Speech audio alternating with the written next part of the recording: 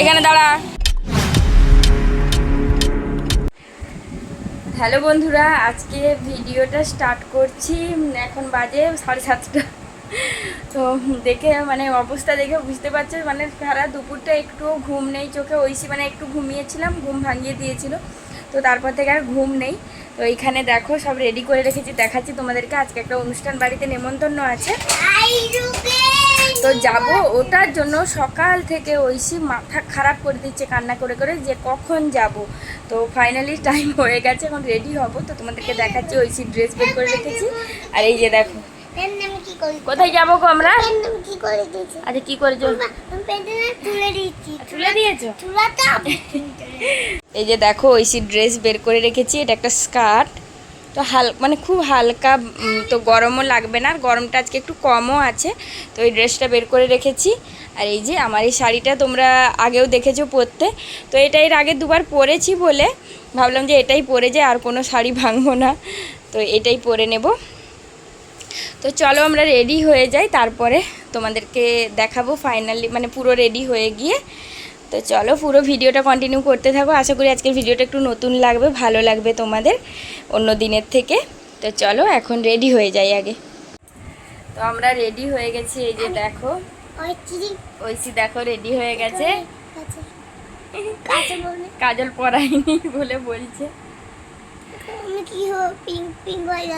হ্যাঁ, আমাদেরকে কেমন লাগছে জানিও।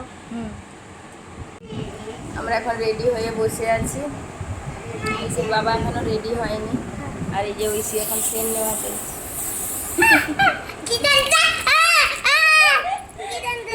ঠান্ডা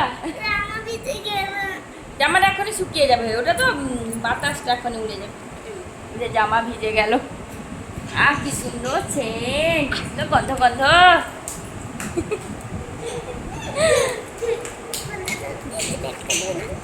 এই যে মা এই ব্যাগটা দিয়েছে আমাকে ফোন রাখতে, আর ঐশী বলছে আমাকে দাও, ধরো।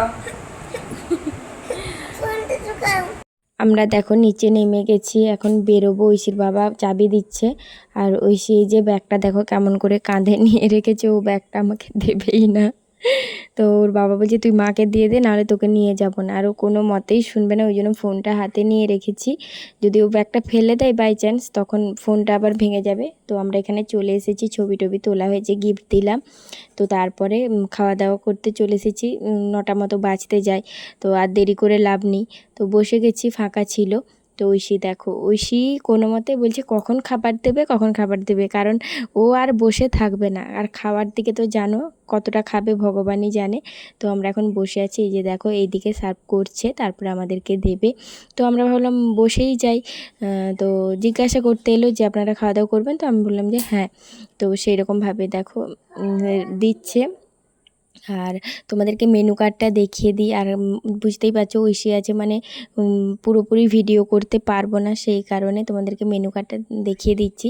খুব সুন্দর অ্যারেঞ্জমেন্ট করেছিল, আর মানে খাবারগুলো খুব সুন্দর টেস্টও ছিল, খুব ভালো। তো এই যে দেখো মানে ছিমছাম খুব সুন্দর মেনুটা করেছিল। তো ঐশী খাওয়ার নামে তো কিচ্ছু নেই, শুধু ভেজিটেবিল চপটাই একটু খেয়েছিল, আর নানটা দুবার মুখে দিয়েছে, আর পোলাওটা। যেহেতু মাটন করেছিল ঐশীকে, আমরা আজ পর্যন্ত কোনোদিন মাটন দিইনি, তবু আমরা খাচ্ছিলাম। এবারে ঐশীকে আমি একবার দিতে গেছিলাম, কিন্তু ঐশী নিল না। এখন আর মানে ওর মাংসের প্রতি কোনো চাহিদা নেই, অনেকটা আগে যেরকম খেতে চাইতো এখন একদমই খেতে চায় না। তো আইসক্রিমটা অর্ধেকটা খেয়েছিল, তাও ফিনিশ করেনি, ওর একদমই কোনো কিছু খাওয়ার ইচ্ছে ছিল না। তো এখন দেখো আমরা বাড়ি ফিরছি, তো আমাদের যে রাস্তাটা অন্ধকার রাস্তাটা, ওখানটায় পেরোচ্ছি। ঐশীকে ওর বাবা কোলে নিয়ে নিয়েছে। তো তেঁতুল গাছগুলো আছে, তো সেই জন্য ওকে আর হাঁটতে দেওয়া হয়নি। তো ও ওর বাবার কোলে কোলেই যাচ্ছে। তো আলোটা মানে তেঁতুল গাছগুলো পেরিয়ে গেলে ওকে আবার একটু নামানো হবে। তো চলো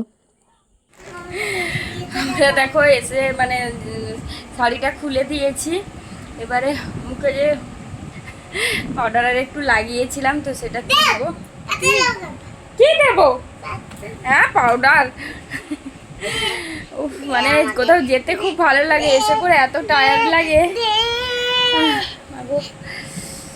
তো চলো, ভিডিওটা মনে হয় 2 মিনিটও হয়েছে নাকি জানি না, কারণ একটু ভিডিও আর করতে পারিনি, কারণ বুঝতেই পারছো ঐশীখানে কেউ হয়তো ক্যামেরা ধরলো, সেখানে তোমার হলো ঠিক ছিল, একার পক্ষে না সম্ভব হচ্ছিল না। আর ঐশী খেতে বসে শুধু চেয়ার থেকে নেমে যাচ্ছে, এই করছে ওই করছে, খেলো না তো কিছুই।